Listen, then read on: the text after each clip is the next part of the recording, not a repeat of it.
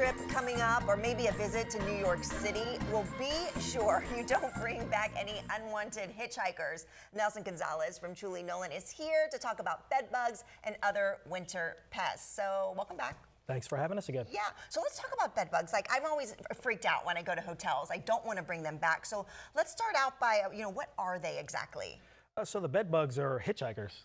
So they're going on your luggage, taking off wherever you're going. So all the traveling we're doing over the holidays, you're getting them and you're going through your suitcase, you're going through homes, you're going to people's houses, taking your stuff off and putting it in areas you shouldn't.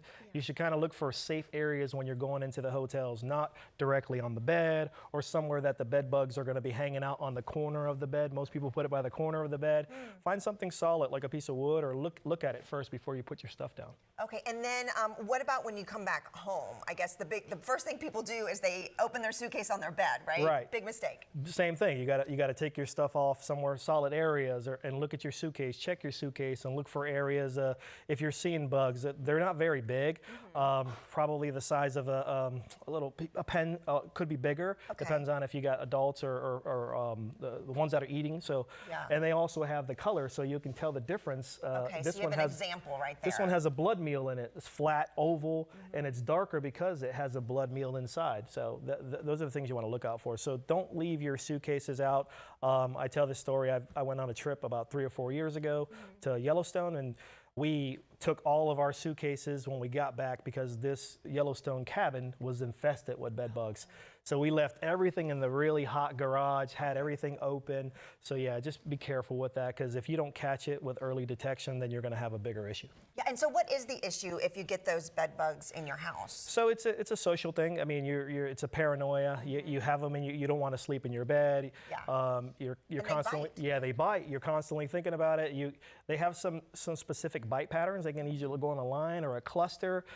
They don't bring any diseases really, because even though they're transferring the blood and stuff like that, it's what it is the infections you get with the bites if you leave the wounds open and you don't take care of the wounds. So yes. Okay. Warmer body folks that sleep, they're going after the CO2. They can go up to 12 months without a blood meal. So that means they can stick around? They can hang out in areas and stick around up to 12 months without a blood meal. Pesky little suckers.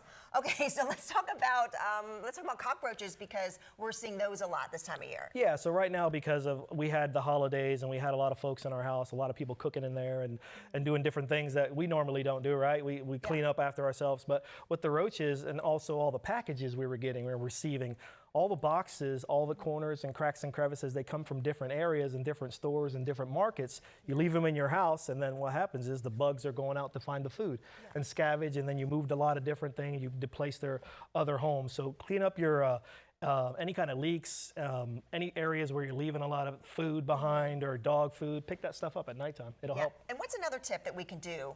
Caulking, maybe? Caulking, yeah. So if you find the areas, one of the big things is if you're not using all your toilets or all your sinks in there, make sure you're running those like at least once a week, because stale plumbing is what they like as well. So use that, or caulking around the plumbing areas underneath your cabinets and things like that. Okay, wonderful. Okay, and so I guess if we want to find out more, we can call you. You guys can come out. You can help us out. Let me give the website so you can find out more information. You can head to trulynolan.com. Thanks so much. Great tips. Thanks for having us.